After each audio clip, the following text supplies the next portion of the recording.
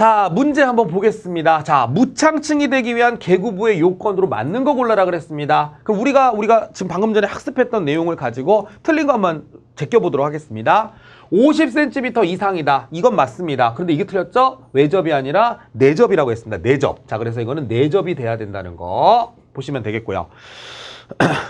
제가 5번을 치우고 4번을 풀었어야 되는데 5번 풀고 4번 갈게요. 죄송합니다. 그렇게 하겠습니다. 순서가 중요한가요? 내용이 중요하죠. 자, 해당 층의 바닥면으로부터 계구부 밑부분까지의 높이는 1.5 너무 높다 그랬습니다. 얼마죠? 1.2m 이내여야 된다 그랬습니다. 도로 또는 차량이 진입할 수 없는, 안 되죠. 이 벽이 있으면 무슨 소용입니까? 못 나갑니다. 그죠? 그러니까 있는이라고 해야 되겠죠.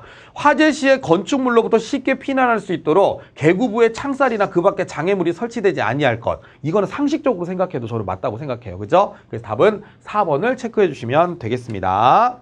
자, 역으로 이제 4번 문제 한번 풀어볼게요. 4번 보시면 되겠죠. 무창층의 설명으로 맞는 거 골라라 그랬습니다. 자, 틀린 거 한번 해볼까요? 50cm 이하. 그럼 저 같은 사람은 못 나갑니다.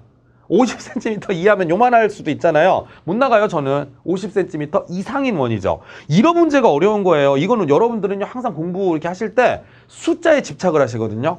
숫자가 맞으면 그냥 넘어가신다니까요. 그래서 꼭 머릿속으로 생각을 하고 문제를 푸셔야 된다는 겁니다. 50cm 이상인 원이 내접은 맞거든요. 이거랑 이것만 보면 이게 안 보인단 말이에요. 그래서 우리가 문제를 풀면서 연습을 하시는 겁니다. 만약에 풀다가 틀리셨어요? 지금은 틀리셔도 돼요. 나중에 진짜 시험 보러 가서는 안 틀리시면 됩니다. 자, 두 번째. 해당 층의 바닥면으로부터 계구부 밑부분까지의 높이 1.5는 너무 높다 그랬어요. 얼마입니까? 1.2m 이내여야 된다 그랬죠?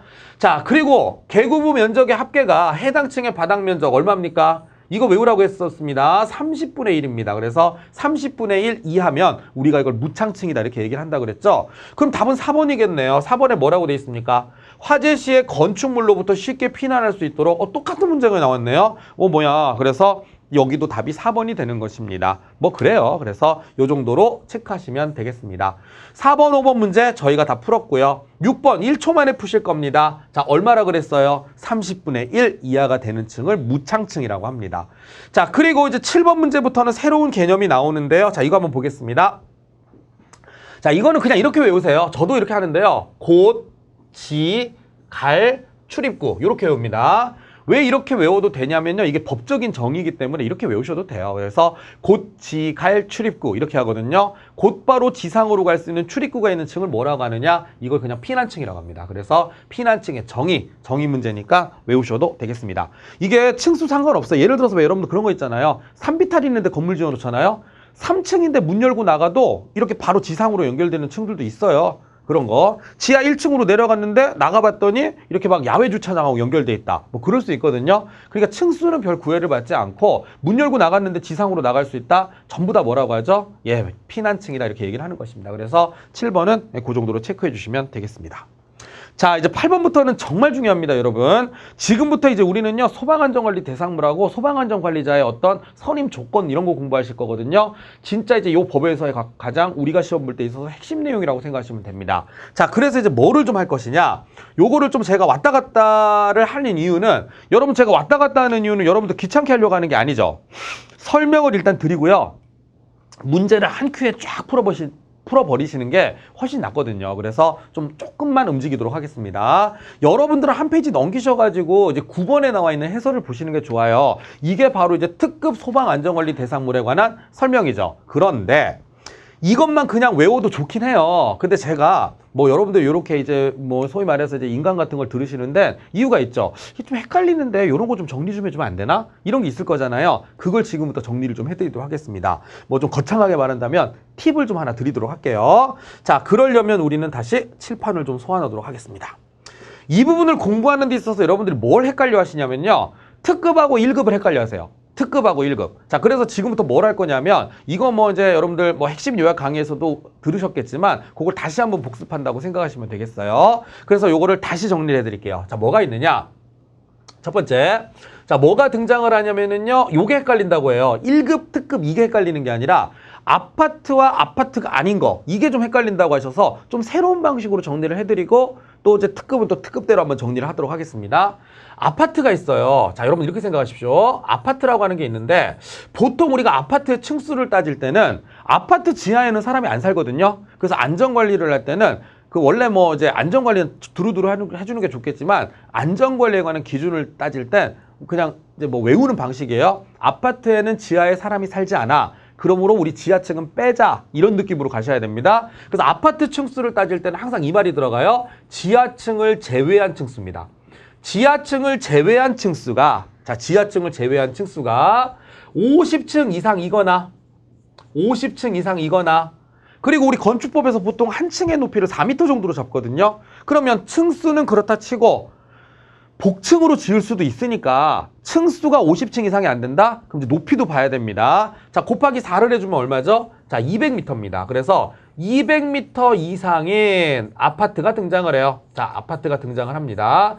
이런 아파트가 등장을 하잖아요. 그럼 우리가 이걸 뭐라고 하죠? 이거를 특급 소방안전관리 대상물 이렇게 얘기를 합니다. 아파트는 뭐라고요? 50층 이상, 200m 이상입니다. 막 그런 거 있죠. 해운대 앞에 가보면 막 80층, 막 65층 이런 아파트 있잖아요. 그 초고층 아파트 같은 걸 보통 생각하시면 되겠습니다. 특급 소방안전관리 대상물이죠. 자, 그 다음에 이제 두 번째로 뭐가 있느냐. 자, 그런데 50층이 안 돼요. 뭐 30층 이상이다. 자, 이런 거는 뭐죠? 조금 이제 높다라고 하는 아파트들이 있을 거예요. 제가 뭐 특정 아파트 뭐 명칭을 좀 말씀하긴 그렇지만 좀 높다라고 하는 아파트들이 있을 겁니다. 30층 이상. 그런 거 있죠? 자, 그런데 30층 이상이면 이제 건축법에서 얼마라고 했죠? 곱하기 4를 하니까 120m 이상인 아파트가 등장을 할 겁니다. 그러면 요거는 뭐냐? 요거는 이제 약간 급이 좀 낮죠? 그럼 이걸 우리가 1급 소방안전관리 대상물 이렇게 얘기를 하는 겁니다. 그래서 아파트는 50층 이상이면 특급, 대략 미터는 여러분들 보시고요. 30층 이상인 아파트는 1급. 그럼 이제 본인들이 살고 계신 아파트 한번 잘 생각해 보십시오.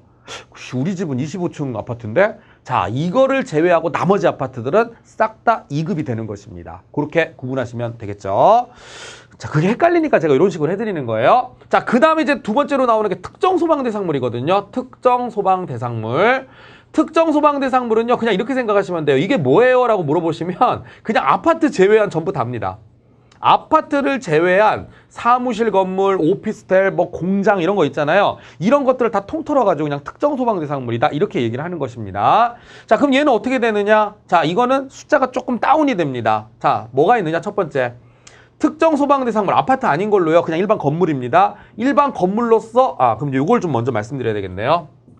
근데 이렇게 일반 건물로 말씀드릴 때는요. 우리가 뭐를 해야 되죠? 이렇게 일반 건물로 할 때는요. 뭐가 있어야 됩니까? 요때는 이제 지하층을 써요. 보통 우리가 일반 건물, 뭐 백화점 건물이나 이러면 지하 1층 식품 매장, 뭐 지하 2층에 뭐 이렇게 쭉 쓰잖아요. 그죠? 그래서 요거는 지하층을 포함을 해야 됩니다. 아파트를 제외한 애들은 요거 이제 지하층을 포함한 층수를 얘기하는 거죠. 자, 지하층을 포함한 층수가 몇 층 이상? 요거는 30층 이상이죠. 자, 이상이거나, 그럼 또 뭐 나올 것 같아요? 여러분들 짐작. 곱하기 4, 얼마입니까? 예, 120m 이상이죠. 120m 이상인 특정 소방 대상물이다. 요거에 만족되는 특정 소방 대상물이다 그러면 이거는 이제 특급이 되는 겁니다. 자, 느낌 잡으셨습니까? 50층, 아파트는 50층 이상일 때가 특급이고요. 일반 건물은 30층 이상이면 뭐죠? 예, 특급이다 이렇게 얘기를 하는 것입니다. 자, 그러면 그 밑으로 그러면 1급은 뭐가 있을까요? 이거 되게 간단해요. 요거는 그냥 11층 이상입니다. 그럼 이거는 지하층 포함인가요? 제외인가요? 그런 말이 없어요. 그냥 11층 이상. 아니, 그럼 실무할 때는 어떻게 따지죠? 근데 보통 우리 소방에서 11층 이상이라 그러면 지하층을 제외한 그냥 지상으로 아무 얘기가 없으면요 그냥 우리가 세는 층수 있잖아요. 그걸로 11층 이상이라는 뜻입니다. 보통 소방에서 말하는 고층 건축물의 개념은 지하층을 제외한 층수가 11층 이상이면 그냥 고층 건축물이다 이렇게 얘기를 합니다. 그래서 그냥 얘는 그냥 11층 뭘로 11층이지? 그냥 우리가 알고 있는 11층 이렇게 생각하시면 돼요. 11층 이상이다 그러면 이제 이때 바로 뭐가 되는 거죠? 요게 바로 1급 소방안전관리 대상물이 되는 것입니다.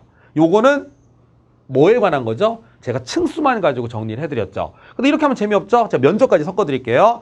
자, 그럼 면적은 어떻게 되느냐? 아파트는 절대로 면적을 따지지 않습니다. 아파트를 제외한 자 특급 소방안전관리 대상물 얼마입니까? 요게 20만 제곱미터입니다.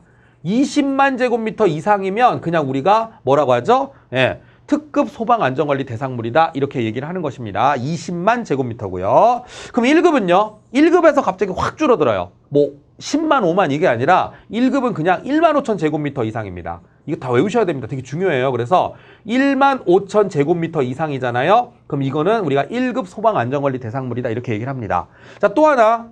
가스인데요. 보통 이제 가연성 가스가 있거든요. 가연성 가스를 저장하는 탱크가 있는데 보통 가스는 그냥 2급이라고 생각하시면 돼요. 그런데 그 양이 얼마 이상이면 1000톤 이상이잖아요. 1000톤 이상인 가연성 가스가 저장돼 있는 탱크 저장소 같은 경우에는 1급 소방안전관리 대상물이구나. 요렇게 여러분들이 구분을 해주시면은 뭐 요거는 쉽게 우리가 구분이 될 거라는 생각이 듭니다.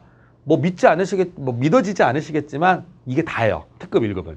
요렇게 간단하게 정리가 되거든요. 그래서 요렇게 한번 보시고 이게 머릿속에 들어오잖아요. 그러면 이걸 가지고 특급 1급을 또 나눠서 한번 공부해 보시면 2번 공부하는 효과가 나올 거라는 생각이 듭니다. 그래서 구분이 되셨다면 이제 그다음부터 뭐 하시면 되죠? 문제 풀면서 연습을 하시면 되겠네요. 보겠습니다. 자, 메모가 되셨나요? 예, 그러면 넘어가도록 하겠습니다.